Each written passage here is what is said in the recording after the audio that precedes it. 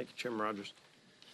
Well, Chairman Rogers just laid out some of the dire consequences that are happening today because Chuck Schumer decided to shut down the government. And a lot of people ask, what's the off-ramp?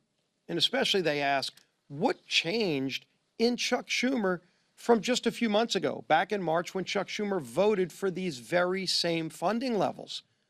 Chuck Schumer himself voted for these funding levels in March, and today he's shutting the entire government down, jeopardizing America's national security over those same levels. And so what changed? And I think you don't need to look any further than what you saw on the stage in New York last night. A debate between the leading candidates for mayor of New York to see how far Chuck Schumer's party has moved to the socialist left. When you see Mondami, who's the leading candidate, and by all accounts is going to win going away for mayor of New York, has taken over the Democrat Party in the state of New York. And his main opponent on that stage, there is no bench in the Democrat Party. It was disgraced former Governor Cuomo, who was run out of office for, among other things, instituting policies during COVID that led to the death of thousands of senior citizens. That's the best that the Democrat Party has to offer in the city of New York. And so Chuck Schumer's watching all of this and recognizing that from March till today, his own party has moved so far to the socialist left that he's now afraid for his own political future.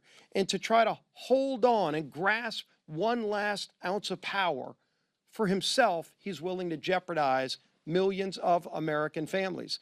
And that is who is paying the consequence for Chuck Schumer's actions, for the tantrum that he's having.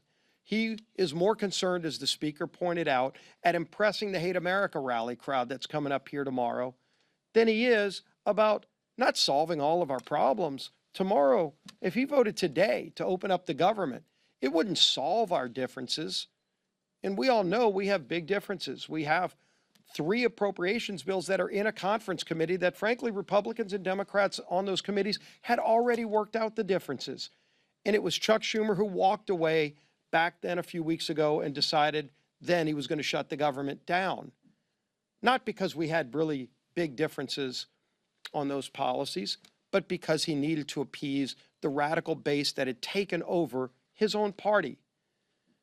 And so maybe as Chuck Schumer starts realizing the consequences of his actions, and maybe it's the people that are holding Chuck Schumer hostage that we need to make an appeal to release Chuck Schumer so he can release the American people.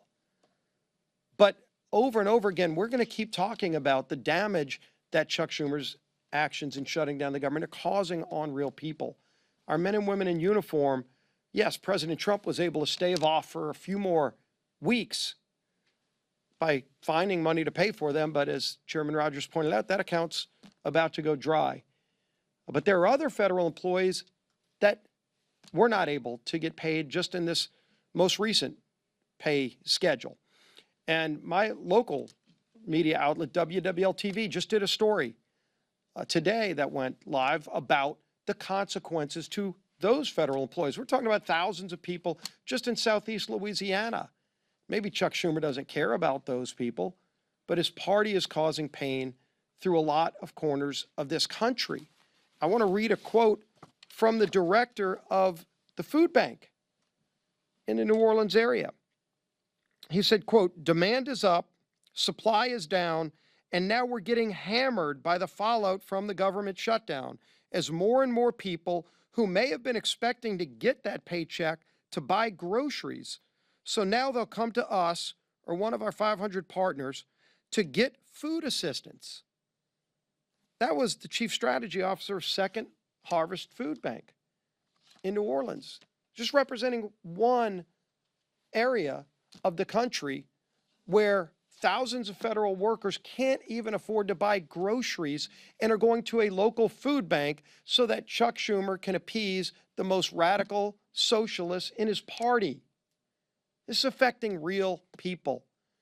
And there's a bill that, again, doesn't solve all of our differences, but just allows those people to be freed so that they can get back to work. They can get their paychecks. They can provide food for their family while we negotiate those differences for another few weeks.